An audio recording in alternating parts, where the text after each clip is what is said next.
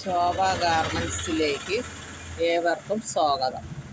ഇന്ന് ഞാൻ ഇടുന്ന വീഡിയോ സിപ്പിൽ റണ്ണർ ഇടുന്നത് എങ്ങനെ. എൻ്റെ ഈ വീഡിയോ എല്ലാവർക്കും ഉപകാരപ്രദമാണെങ്കിൽ എല്ലാവരും എനിക്ക് സബ്സ്ക്രൈബ് ചെയ്യണം, ലൈക്ക് ചെയ്യണം, ഷെയർ ചെയ്യണം. ഇനി നമുക്ക് വീഡിയോയിലേക്ക് കടക്കാം. ഇതാണ് സിപ്പിൽ ഈ റണ്ണർ കിടക്കണുണ്ടല്ലോ, ഇതാണ് നമ്മൾ ഇടാൻ പഠിക്കുന്നത്. ഇങ്ങനെ ഊരി മാറ്റും.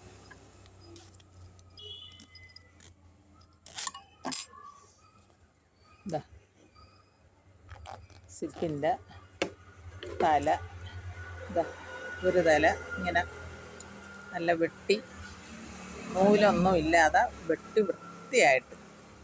നൂലുണ്ടെങ്കിൽ കയറാനായിട്ട് ബുദ്ധിമുട്ട് വരും. ഇതാണ് റണ്ണർ. റണ്ണർ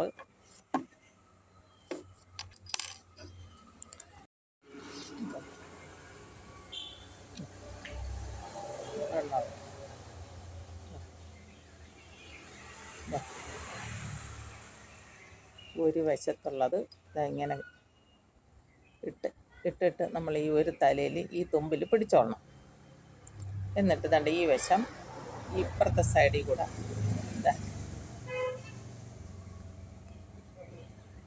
എന്നിട്ട് പ്രസ് ചെയ്ത് കയറ്റണം. ഇങ്ങനെ വേണ്ട ഇതല്ല. ഇനി ഇപ്പുറത്തെ സൈഡിൽ നിന്നും കൂടെ നമുക്കതുപോലെ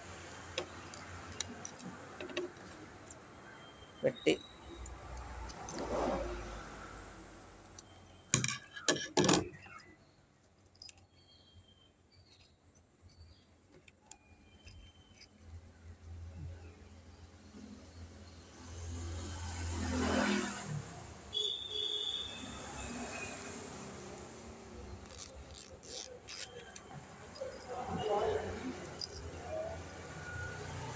ഇങ്ങനെ ഇടുമ്പം ഈ രണ്ട് സിപ്പ് ഇടുമ്പോഴത്തേക്ക് ഇങ്ങനെ രണ്ടും ചേർന്നിരിക്കണം.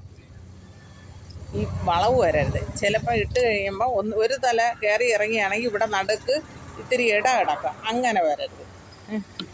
ഒരു സിപ്പാണെങ്കിലും നമ്മളിപ്പോൾ ഒരു സിപ്പാണ് ഇടണമെങ്കിൽ ഇങ്ങനെ എടുത്തിട്ട്, ഇതിപ്പം ഒരു സിപ്പാണ് ഇടുള്ളൂ, ഒരു റണ്ണറാണ് ഇടണമെങ്കിൽ നമ്മളിത് ഊരിയിട്ട് രണ്ടാമത് ഇടണം. അല്ലാന്നുണ്ടെങ്കിൽ നമ്മൾ ഇങ്ങനെ വെച്ച് തച്ച് കഴിയുമ്പോഴത്തേക്ക് അവിടെ തുറന്നുകൊണ്ട് തന്നെ ഇരിക്കും.